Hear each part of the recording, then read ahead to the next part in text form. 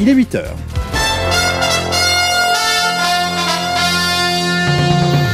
RTL Matin, Yves Calvi. Et avec Philippe Corbet pour le journal. Bonjour Philippe. Bonjour Yves, bonjour à tous. Éric Jean-Jean. Salut à tous et bon après-midi sur RTL jusqu'à 16h. Le grand studio RTL, l'émission live la plus écoutée de France. Éric, quelle est ta définition de la radio? Elle est ultra simple et ultra courte, ma définition de la radio. Édouard Herriot disait que la politique, c'était parler aux gens. Ben, la radio, c'est un peu la même chose. C'est parler aux gens et puis leur parler avec une forme de rapidité, de spontanéité qui fait le charme de la radio. La radio, c'est la façon de s'informer ou de se divertir tout en conservant l'imaginaire. C'est l'immédiat. Im, plus loin, média. C'est le média de l'immédiateté. C'est une personne qui parle à une personne, multiplié par le nombre d'auditeurs. Après, tout le reste, c'est de la technique. Pour moi, c'est un vrai compagnon fidèle, la radio. On nous raconte une histoire ou une information et en même temps on y colle les images que l'on veut. On n'a pas, comme à la télévision, le poids des images. Tout est possible dans un micro. Plus on est sur l'information, plus l'image, si le journaliste a été bon, doit correspondre à la réalité.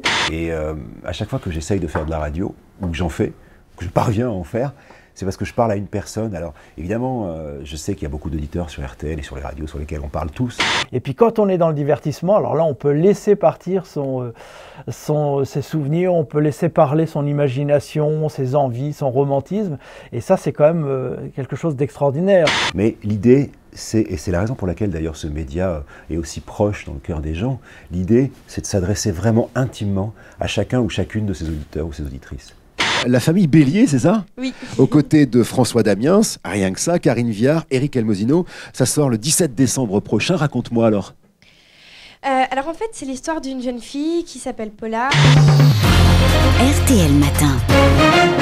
7h49, Jean-Michel Apathy, vous recevez l'ancien ministre et député européen Brice Hortefeux. Bonjour Brice Hortefeux. Bonjour Jean-Michel Apathy. Jean-Michel Apathy, pouvez-vous nous parler de votre première expérience radiophonique? Ma première expérience radiophonique, oh là là. Ouais, je peux très bien t'en parler. D'abord parce que je la dois à un garçon qui est encore en activité sur France Bleu et que j'embrasse, qui est Franck Duré. C'était à Bordeaux, c'était à 8FM. À Radio France Champagne. C'était quand j'étais encore à Marseille, j'étais météorologiste à la station de Marseille. Et j'avais envie de faire de la radio, j'avais envie de parler de la voile puisque c'est une vraie passion. Et j'avais pris contact avec une radio qui s'appelait Radio Allo Provence. Je me souviens, je ne sais pas si c'était la première, mais assez bien de l'association qui avait existé entre le Parisien et France Inter pour faire une émission le mercredi soir, qui s'appelait Objection, c'était Gilbert de Noyan qui l'animait. Le Parisien avait décidé de me nommer comme représentant de ce journal pour cette émission, et ça m'avait beaucoup amusé, beaucoup plu. Nous étions au lycée, alors là je vais te raconter un temps que les moins de 20 ans, au lycée Geoffrey Rudel à Blaye. C'est au nord de la Gironde, tu vois, au niveau de l'estuaire, où les deux rivières se séparent, Dordogne-Garonne, tout ça. Bref, lui était en première littéraire, moi j'étais en seconde.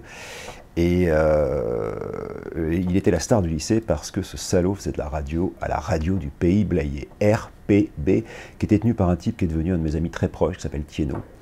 Et j'ai attaqué une entreprise de séduction, parce qu'il faut dire qu'avant j'animais les booms, les choses comme ça, etc. Mais bon, j'avais jamais vraiment... Et donc Franck m'a amené un samedi après-midi à la radio. En 1999, 8FM radio locale cherchait une matinalière. J'ai postulé et je me suis retrouvée là-bas...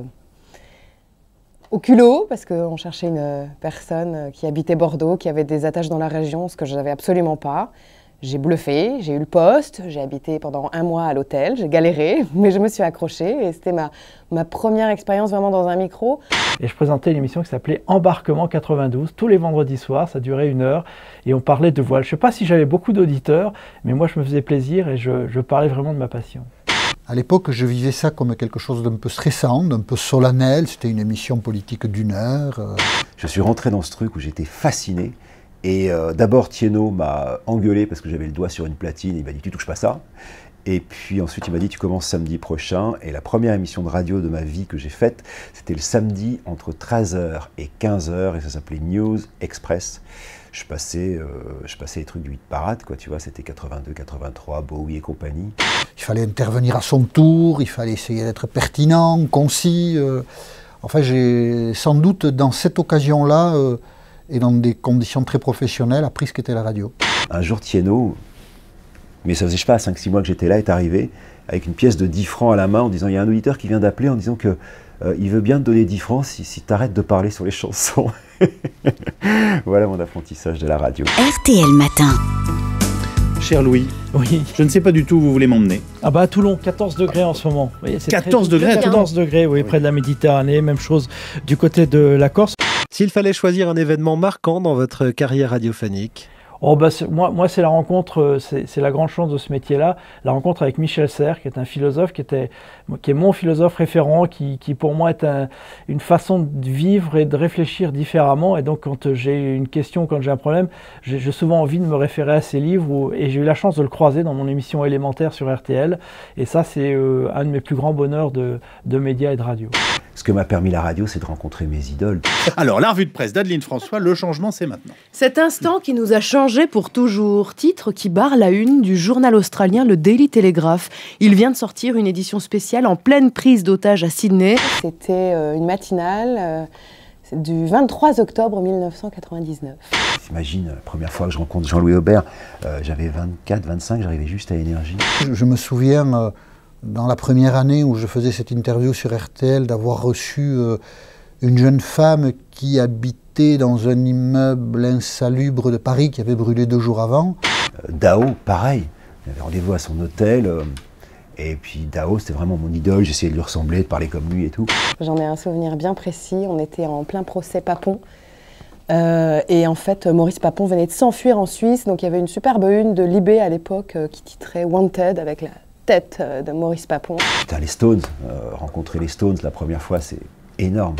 Sa fille, qui avait 3 ans, y était morte, et elle racontait comment elle avait, des mois avant, tenté de prévenir les services de la ville de l'état d'insalubrité de l'immeuble. C'était une interview assez poignante. Madonna, la première fois, je l'ai faite 3 fois, Madonna. La première fois, c'était place Vendôme, au Ritz. Et il y avait 300 mômes qui attendaient devant. Et moi, je passe comme ça. J'attends 1h30. On vient me chercher. Escalier, re-escalier, ascenseur, etc. Je la vois en face de moi. C'était sa période Fräulein. Elle avait fait 7 sur 7 avec les fausses dents. Là, elle les avait pas. On avait fait notre matinale là-dessus. Et c'était un mélange de stress, d'angoisse, d'excitation. Et non, c'était un souvenir assez formidable. Et je sais qu'aujourd'hui, quand on parle avec des étudiants en journalisme ou des jeunes stagiaires ou des pigistes qui sont ici, qui arrivent juste et qui ont comme ça cette angoisse et ce trac, je leur répète ce que m'avait dit mon directeur d'antenne à l'époque. Et c'est aussi finalement une définition de la radio. C'est, faut pas oublier qu'on est juste un bouton. C'est-à-dire que les auditeurs, ils font ça et on n'existe plus. Donc ça enlève un peu du trac. Ça permet de prendre un peu de la distance et de se dire, ça n'est que de la radio.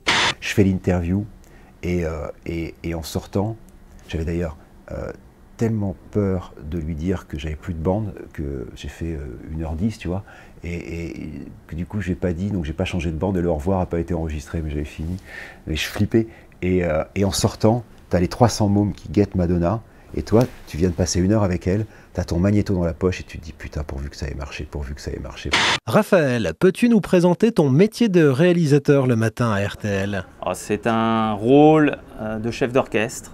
On orchestre une émission, on a une partition, on appelle ça un conducteur. Je suis comme le chien guide de l'aveugle. J'aime bien cette expression de se dire je suis le chien guide de l'aveugle, c'est-à-dire que je suis en permanence l'oreillette de l'animateur. Je suis son confident aussi, hors antenne. Pendant l'antenne, je l'écoute, je suis son premier auditeur. Donc il faut vraiment qu'il y ait un lien de confiance entre l'un et l'autre. Quelques secondes pour nous donner envie d'écouter RTL. Quelques secondes pour vous donner envie d'écouter RTL. Ouais, 3 secondes de blanc, c'est horrible. Eh ben, sur RTL, il n'y a pas 3 secondes de blanc. Ça va vous donner envie d'écouter RTL. Je trouve qu'RTL, c'est formidablement distiller un sentiment de confiance quand on l'écoute.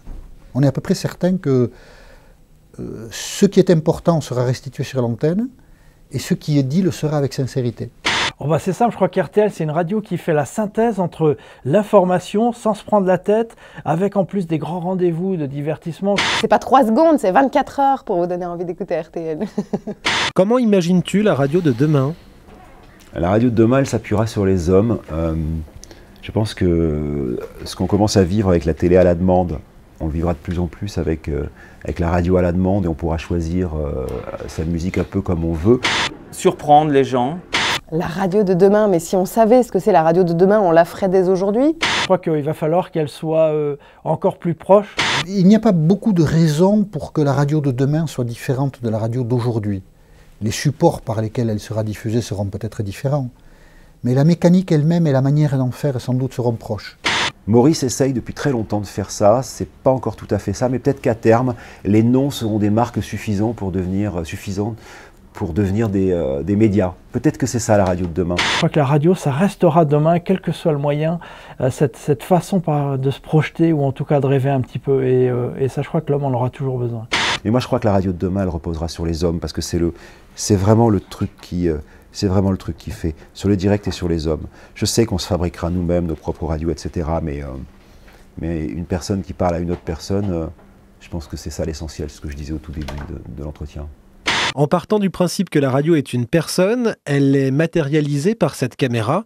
Vous avez enfin la possibilité de lui faire une déclaration. Eh bien, radio, je t'aime. Et en me dire plus serait dommage. Oh bah, je crois que c'est une déclaration d'amour. Je crois que j'aime la radio. Moi, je suis content d'être sur RTL. J'ai vraiment découvert la radio à travers la première radio de France. Donc ça, c'est en plus une chance extraordinaire. Je t'aime. Merci. Grâce à toi, je suis payé pour vivre et non pas pour travailler. Et ça, c'est cool.